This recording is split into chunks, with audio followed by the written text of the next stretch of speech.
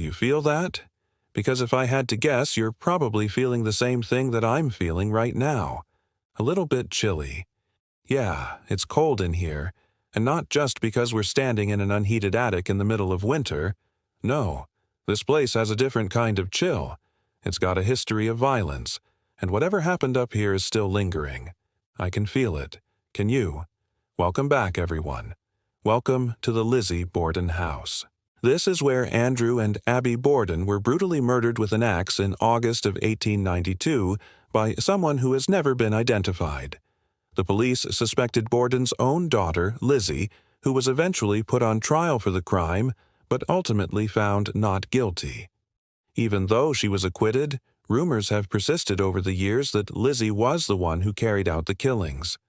Some believe the evidence against her was strong enough to convict her, while others think she was framed or that there was another culprit entirely. Now, let's talk about some ghost stories. Since the famous axe murders, many people have claimed to experience strange things inside the house. Some say they hear footsteps above them in the attic, even though no one's up there.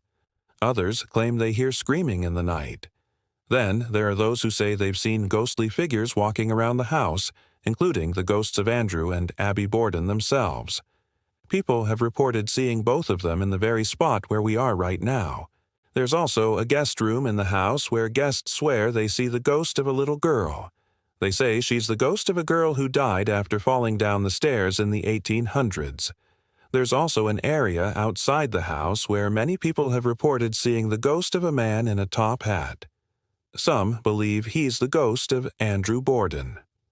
According to legend, when Andrew was leaving the house on the day he was murdered, he went to his carriage house and put on his top hat and then walked down the street. He never made it far because as he was walking, he was approached by someone who struck him in the head with an axe. Could that be the ghost in the top hat? Maybe.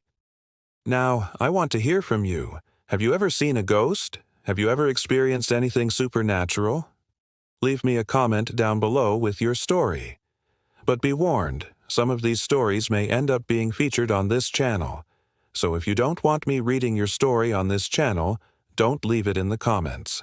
Now we're going to go downstairs into the kitchen. Here's where things get really interesting. On August 4th, 1892, Andrew Borden was relaxing in the kitchen after returning home from a trip to the store. His daughter Lizzie had already come home from her shopping trip and was helping out around the house. She and her mother, Abby, were reportedly in the kitchen at the time that Andrew entered. The three of them were eating fruit together when suddenly Andrew noticed a piece of pie on the table and asked whose it was. When no one claimed it, he cut off a slice and ate it without knowing it was Abby's. That caused Abby to become angry, and the two started arguing. Lizzie tried to break it up, but it didn't work. Then allegedly, Andrew grabbed a nearby hatchet and swung it at Abby, striking her in the head. He continued attacking her until she was dead. He then went after Lizzie, but she was able to escape. At least that's how the story goes. Okay, so maybe you weren't aware that there was a story behind the Lizzie Borden house before visiting. Well, now you know. But do you feel like you're picking up on anything? Do you feel any vibes? Like there's definitely some tension in this room. I mean, when you think about what happened right here, it makes sense. Some visitors have reported experiencing disembodied voices in this room, like whispers coming from nowhere. Others say they feel a physical presence with them, like someone is watching them while they're alone. Still, others have actually seen a ghost or two. Some say they've seen the ghost of Andrew Borden in this room. In fact, that's why we call this the murder room. Other people have said they've seen the ghost of Abby Borden in the kitchen as well. Some say they've seen her standing right by the door. We're actually going to open that door now and go through it so we can go outside. But before we do, I want you to take a good look at the walls, especially above the door. Some people say they've seen apparitions in these very spots. So take a good look. You never know what you might see. But let's go outside now. Here is the backyard of the Borden house, and right in front of us is where the infamous carriage house stands. If we turn around and face the other way, we'll be looking toward 2nd Street. Now, keep your eyes peeled because if you look closely at the second-floor window of the house, You'll notice it has a security cover over it. That was placed there intentionally to prevent people from climbing through the window and sneaking a peek inside the house. But for years, people did just that. They would sneak onto the street at night, look up at the window, and peer inside to see if they could catch a glimpse of a ghost. Sometimes they saw Lizzie standing by the window crying. Other times they saw shadowy figures moving around in the darkness. These sightings were reported so frequently that eventually the police had to put covers over the windows to stop people from trespassing and staring inside. All right, we're now standing right by the spot where Andrew Borden was attacked and murdered.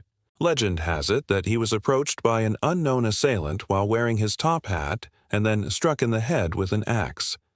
This is the spot where it happened. According to the legend, Andrew stumbled and fell to the ground. But as he lay there, the attacker continued hacking away at him with the axe until he was dead. As you can imagine, people have reported some pretty wild things happening on this very sidewalk. Many say they feel a ghostly presence when they're standing here. Others say they see the ghost of Andrew Borden approaching them down the street. Sometimes he's wearing a top hat.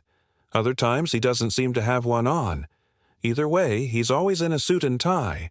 Some people have even heard the sound of an axe strike while standing right here. It's enough to make you jump. You know, if I had to guess why this place is so haunted, I'd say it's because a lot of violent stuff has gone down here. Not only were Andrew and Abby Borden murdered here, but rumors have persisted over the years that their daughter Lizzie was somehow involved. Perhaps all of that bloodshed has resulted in a lingering psychic scar on the land itself. After all, the property has remained in the Borden family until just recently. For 5 generations, the family owned this home, and apparently they were aware of the spirits that were haunting the property. Apparently, members of the Borden family saw ghosts inside the house and on the street. Some say they saw Lizzie wandering the halls as a ghost. Others say they saw Andrew and Abby in various places around town. After the family finally sold the home in 2012, the new owner opened it up to the public as a bed and breakfast. Naturally, it wasn't long before news spread that the Lizzie Borden house was supposedly haunted.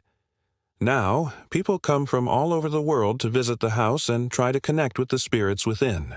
Overnight guests report hearing strange sounds, shaking beds, and even interacting with unseen entities. Some say they've even seen full-bodied ghosts wandering the halls. Now, the current owner will even tell you that she's experienced strange things at the house. In fact, when she first bought the home, she said that she couldn't even walk through the front door because a spirit was blocking her way. Now, whether you believe in ghosts or not, I think we can all agree on one thing. This is one haunted house that's full of surprises.